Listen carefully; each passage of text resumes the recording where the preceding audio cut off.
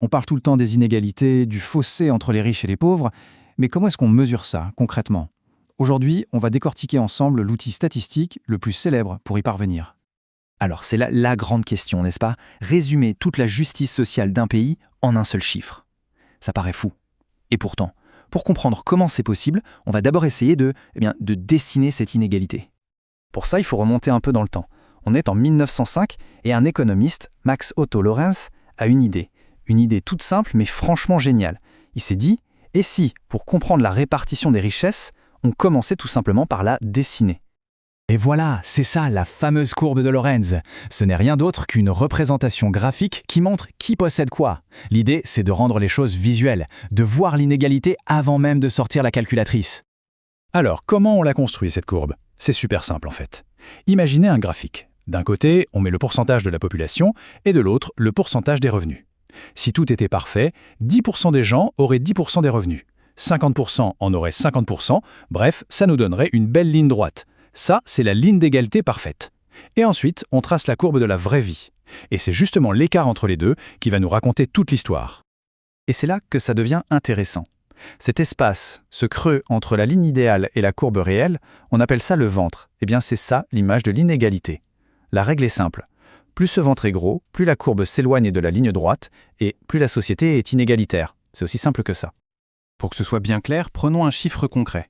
En France, en 2017, les 20% des gens les plus modestes, dans un monde parfait, ils devraient avoir 20% des revenus, non? Eh bien, ils n'en détenaient qu'environ 9%. Là, on le voit tout de suite, l'écart. La courbe commence déjà à se creuser. Bon, avoir une image, c'est super, ça aide à comprendre. Mais si on veut comparer, disons, la France et l'Allemagne, ou la France de 1980 et celle d'aujourd'hui, une image ne suffit pas. Il nous faut un chiffre. Et c'est là qu'un autre génie entre en scène, le statisticien italien Corrado Gini en 1912. Et l'idée de Gini, elle est lumineuse. Il a regardé ce fameux ventre, cet écart entre les deux courbes, et il s'est dit « et si on mesurait sa surface ?» Il a trouvé le moyen de transformer cette image en un seul chiffre qui résume tout. Et c'est ça, l'indice de Gini. Cet indice, il se balade sur une échelle toute simple, de 0 à 1. 0, c'est le rêve, l'égalité parfaite. La courbe de la réalité est complètement collée à la ligne droite. Tout le monde a la même chose. Et à l'autre extrême, on a 1. Là, c'est le cauchemar. Une seule personne possède absolument tout, et tous les autres, rien. Donc ce qu'il faut retenir, c'est vraiment ça. Plus le chiffre est élevé, plus il se rapproche de 1, plus la société est inégalitaire. Point. C'est la règle d'or. Ok, maintenant qu'on a compris l'outil, le plus intéressant, c'est de l'utiliser. Allons voir ce que ces chiffres nous racontent, par exemple en regardant un peu ce qui se passe en Europe. Alors, si on regarde les données d'Eurostat pour 2017, on voit un trio de têtes assez intéressant. La Slovaquie, la Slovénie et la République tchèque étaient, à ce moment-là, les pays les plus égalitaires de l'Union européenne. Pour se donner une idée, la moyenne des 28 pays de l'UE tournait autour de 0,306.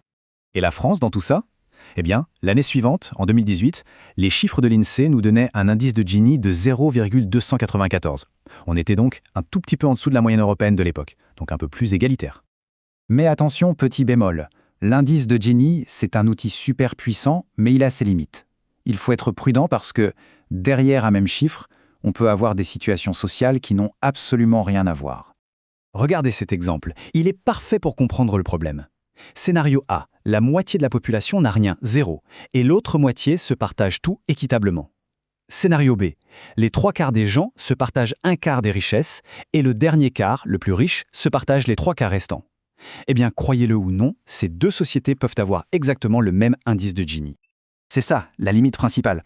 Le Gini nous dit à quel point c'est inégalitaire, mais il ne nous dit pas comment. Est-ce que le problème vient d'une immense pauvreté, d'une concentration extrême des richesses au sommet? Pour le savoir, il faut aller chercher d'autres indicateurs. Et pour finir, regardons une petite énigme, une perspective historique en France qui est vraiment fascinante. Entre 1970 et 1990, pendant 20 ans, l'indice de Gini n'a cessé de baisser. Autrement dit, les inégalités se réduisaient.